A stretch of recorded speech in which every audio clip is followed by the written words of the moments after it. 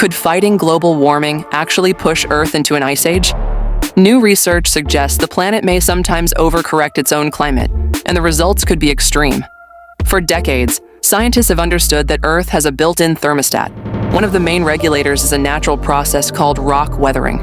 When rainwater absorbs carbon dioxide from the air and falls onto exposed rock, it slowly breaks down minerals.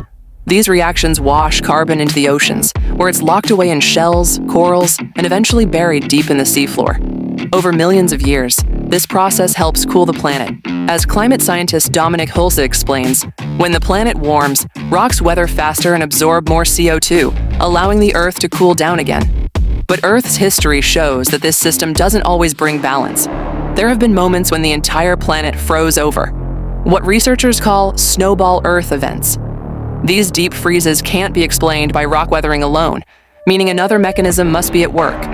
The answer may lie in the oceans. As carbon dioxide builds up and the world gets warmer, rivers carry more nutrients, especially phosphorus, into the seas. These nutrients act like fertilizer for algae, tiny organisms that capture carbon through photosynthesis. When the algae die, they sink, dragging carbon with them to the ocean floor. That sounds like a good thing, until oxygen levels start to drop. In warmer oceans, oxygen is depleted faster. As a result, phosphorus doesn't get locked away in sediments, but instead cycles back into the water. This creates a feedback loop. More nutrients, more algae, more carbon burial, and ultimately, more cooling. It's this cycle that scientists believe could explain why Earth has, at times, swung not just back to balance, but into a full-blown ice age. To test this theory, researchers Hulse and Andy Ridgewell developed a computer model of Earth's climate system that includes these nutrient feedbacks. The results were surprising.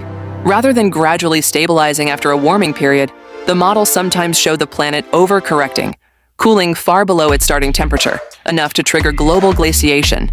With silicate weathering alone, we couldn't reproduce these extreme conditions, says Hulse. But once we included marine feedbacks, the system didn't always stop at balance. It sometimes plunged into an ice age. The study also sheds light on Earth's ancient climate. Billions of years ago, the atmosphere had much less oxygen. This would have amplified nutrient feedbacks in the oceans, making ice ages more likely and more severe. Today, however, our atmosphere is richer in oxygen, which dampens the effect. That means while the Earth could theoretically swing back toward cooling in the long run, the next ice age is expected to be far milder than those in deep history. Still, this research raises big questions about the future. As humans continue pumping CO2 into the atmosphere, Earth's natural systems will respond, but not fast enough to protect us from the near-term impacts of warming. Ridgewell puts it bluntly, does it really matter if the start of the next ice age is 50, 100, or 200,000 years away?